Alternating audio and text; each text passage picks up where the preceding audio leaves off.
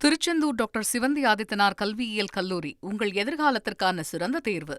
மாண்புமிகு பேரை உறுப்பினர்களுக்கு ஒரு அறிவிப்பு. இந்த மேகதாது பிரச்சனையை பற்றி உரிய நேரத்தில் ஒரு சரியான முடிவெடுத்து மாண்புமிகு முதலமைச்சர் அவர்கள் ஒரு தனி தீர்மானத்தை முன்மொழிகிறார்.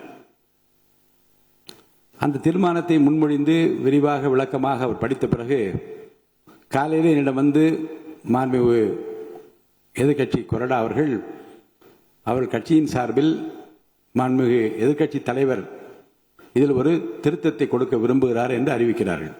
நான் பார்த்தேன், உடனே படித்தேன். அது உடனடியாக மாண்புமிகு முதல்வர் அவர்களின் கவனத்திற்கு கொண்டு செல்லப்பட்டது.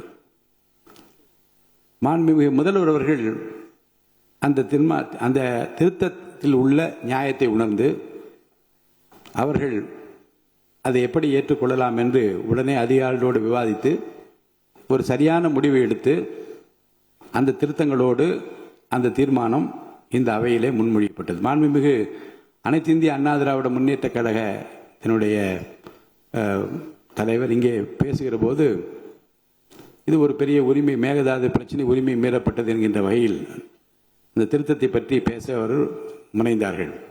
நான் வாய்ப்பு அளிக்கிறேன், இந்த அவையை முடிவதற்குள்ளாக அந்த வாய்ப்பு தரப்படும் என்று சொன்னதற்கு காரணம் என்னென்றால், இன்னும் சிலருக்கு மக்களுக்கும் சிலருக்கு புரிதல் இல்லையே என்கின்ற ஒரு கவலையும், ஒரு விரிவான விளக்கத்தை மாண்புமிகு அமைச்சர் அளிப்பார்களே ஆனால் அது மாமன்ற உறுப்பினர்களுக்கு மட்டுமல்ல மக்களுக்கும் ஒரு தெளிவான ஒரு புரிதலை ஏற்படுத்துமே என்கின்ற அந்த கவலையில் தான் அவரை அமருமாறு நான் பலமுறை சொன்னேன்.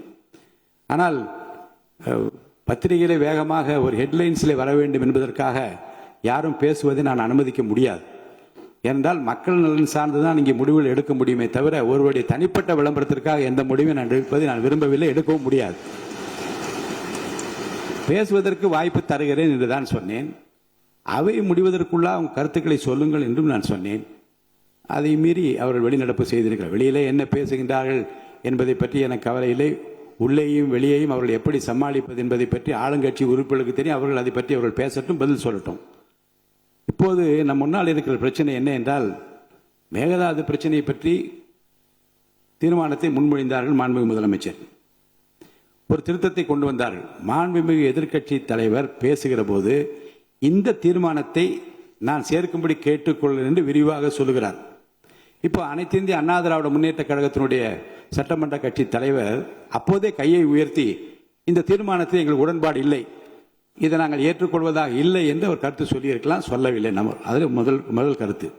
இரண்டாவது, திருத்தங்கள் ஏற்றுக்கொள்ளப்பட்ட பிறகு நான் படிக்கிறேன், திருத்தங்களுடன் இந்த தீர்மானம் ஏற்றுக்கொள்ளப்படுகிறது என்று மாண்புமிகு முதலமைச்சர் அவர்கள் படிக்கிறார்கள்.